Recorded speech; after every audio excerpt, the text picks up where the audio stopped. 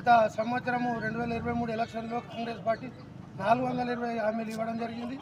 ఈ రోజుకు 420 రోజులు అవుతున్నది కాబట్టి ఇదే రోజు గాంధీ వర్ధంతి రావడం జరిగింది. ఈ వర్ధంతి సందర్భంగా మేము మెమోరాండం ఎందుకు ఇస్తున్నామంటే ఒక్క హామీ కూడా ఇప్పటికి నెరవేర్చలేదు. ఒక ఫ్రీ బస్సు తప్ప ఏది కూడా వేయలేదు. రైతు కోసం పడుతున్నారు. రైతు బంధు వస్తుండే రైతు బంధు కోసం రైతులు పెట్టుబడి కోసం సాయం కోసం చూస్తుంది. ఈరోజు గత 10 సంవత్సరాల నుంచి ఎప్పుడు కూడా నిజామాబాద్ గంజ్లో అప్పు అయిన రైతు ఈరోజు మళ్ళీ కాంగ్రెస్ ప్రభుత్వం రావడంతో మళ్ళీ నిజామాబాద్ అప్పుల బాట పట్టడం జరిగింది. రైతుకు ఎందుకు ఇబ్బంది అవుతుందంటే పెట్టుబడి సాయం ఉంటేనే రైతు పంట పండించగలుగుతాడు.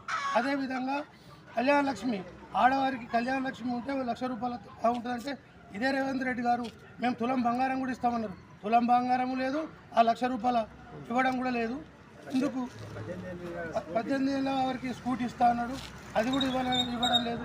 ప్రతి హామీ 420 హామీల్లో ఒకటి బస్సు ఫ్రీ అది నడుస్తుంది. రైతులైతే రుణమాఫీ ఒక 20% మందికి, 30% మందికి, 40% మందికి ఇవ్వడం జరిగింది. అంతకు మించి ఇవ్వడం లేదు. 2 లక్షల రుణమాఫీ లోపడున్న వారికి అన్నాడు, 2 లక్షల రుణమాఫీ లోపడిన వారికి లేదు. బియ్యం కార్డు ఉన్న వారికి అన్నారు, బియ్యం కార్డు ఉన్న వారికి లేదు. ఓవరాల్గా కాంగ్రెస్ పార్టీ విఫలమైనట్టు మా బీఆర్ఎస్ పార్టీ తరఫున మేము ఖండిస్తున్నాం.